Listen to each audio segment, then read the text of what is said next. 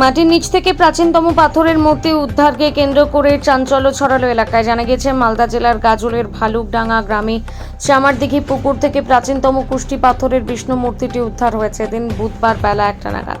পুকুর মালিক জয়দেব রায় এবং স্থানীয় সূত্রে জানা গিয়েছে, দিন ভালুকডাঙ্গা চামারদিঘি পুকুরের জল শুকিয়েছিল। সেই পুকুরে জেসিবি দিয়ে মাটি খনন করার সময় পুকুরের নিচ থেকে উঠে আসে প্রাচীনতম একটি 2 ফিট কুষ্টি পাথরের বিষ্ণু মূর্তি। এরপর সেই মূর্তিটি স্থানীয় বাসিন্দারা সকলে মিলে পরিষ্কার পরিচ্ছন্ন করে পূজার্চনা শুরু করেন। এই খবর গাজল থানায় জানাজানি হতে গাজল থানার পুলিশ গিয়ে ঘটনাস্থল থেকে মাটির নিচ থেকে উদ্ধার হওয়া কুষ্টি পাথরের বিষ্ণু মূর্তিটি নিয়ে আসে গাজল থানায়।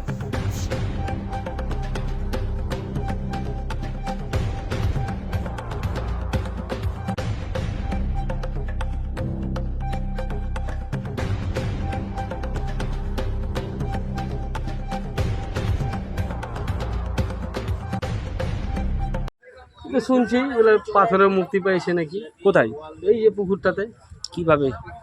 মাটি খুঁড়ছিল কি দিয়ে? জিসিবি দিয়ে। তারপরে পাথরের মূর্তি। হ্যাঁ, পাথরের মূর্তি। কি মনে হচ্ছে কিসের মূর্তি ওটা? বিষ্ণু।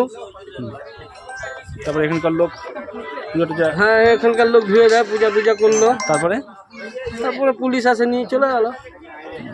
এটা কোন পুকুর, কি নাম? পুকুরটাতে কি যেন আছে, চামারদিঘি। কোন গ্রাম এটা? এটা ভালুকডাঙ্গা বলে। আপনার নাম? আমার নাম মতিউর রহমান।